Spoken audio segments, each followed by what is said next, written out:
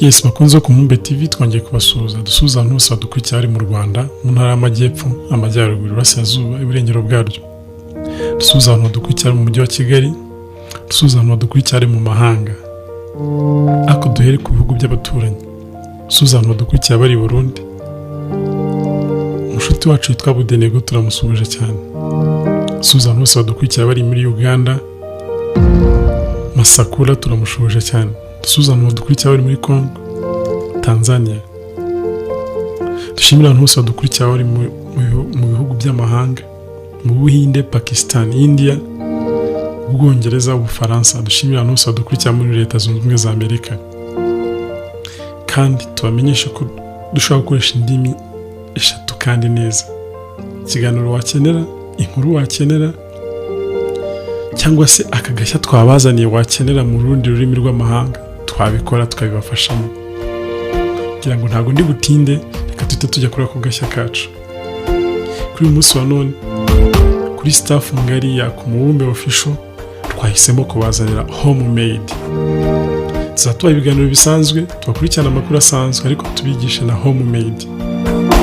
Bya bintu nkenerwa mu rugo bihenze, ariko byoroshye kubyikorera.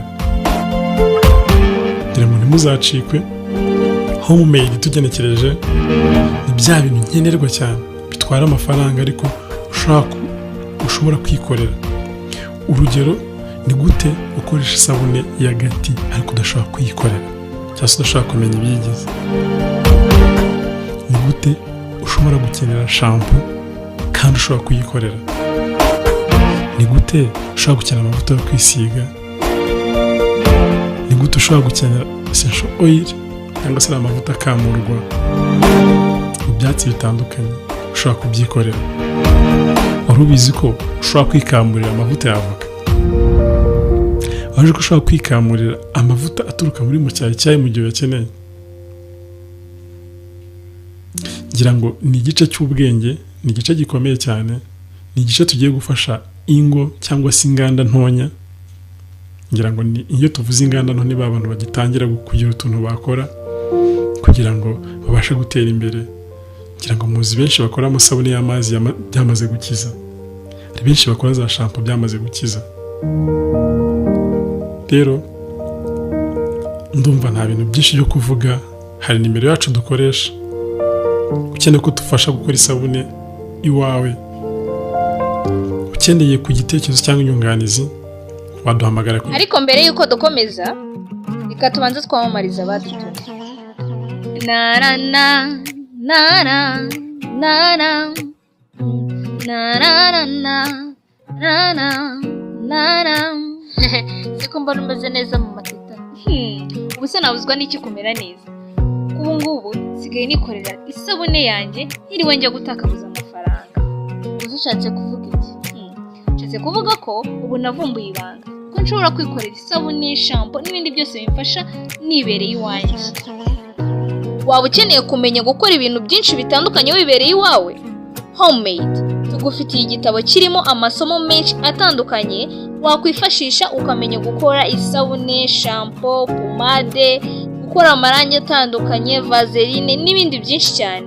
Tugufitiye kandi n'ikindi gitabo gikubiyemo uburyo 30 ushobora kwifashisha ukora juice cyangwa se inzoga. Soma iki gitabo. Ukeneye ibindi bisobanuro waduhamagara kuri 0782 80 20 82 cyangwa se 0729 92 03 13.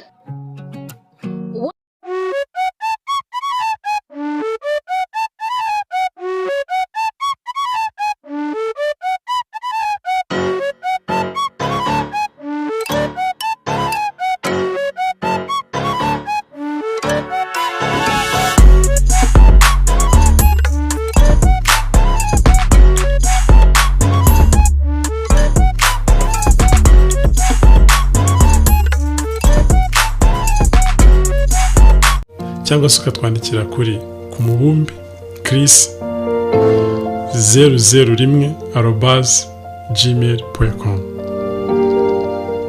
Ngira ngo kuri uyu munsi wa none twabashyiraho n'imbuga za Facebook. aho dufite ku mubumbe Chris kuri Facebook watwandikira, cyangwa se kuri page yacu ya ku mubumbe official. Dufite page kuri Facebook ku mubumbe official, ngira ngo watwandikira dusaba ibitekerezo, inyunganizi cyangwa se ubufasha ushaka kuduha, wanyura kuri izo nzira. Cyangwa mu minsi mike turageza kubashyiraho Instagram, nubwo turatangira kuyikora, n'uburyo kugira ngo dukomeze twagure cyangwa se tuganire n'inshuti zacu. Nimba ari ikintu cya mbere twishimira ni ibitekerezo by'abadukurikira.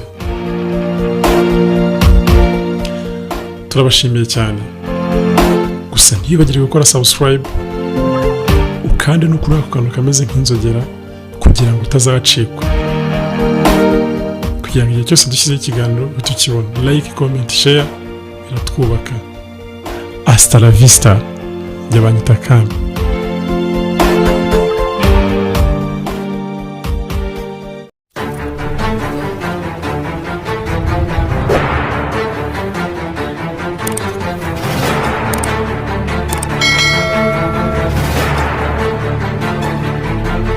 Ariko mbere yuko dukomeza, reka tubanze twamamariza abadutumye.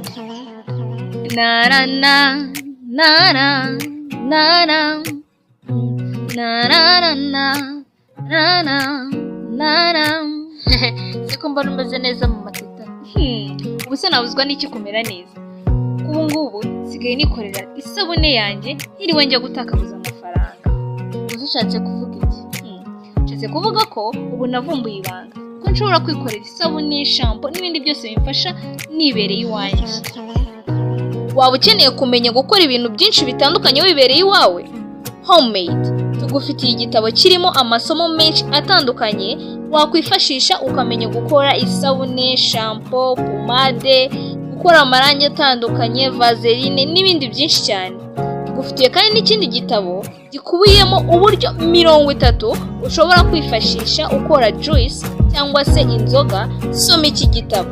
Ukeneye ibindi bisobanuro waduhamagara kuri 0782 80 20 82 cyangwa se 0729 92 03 13.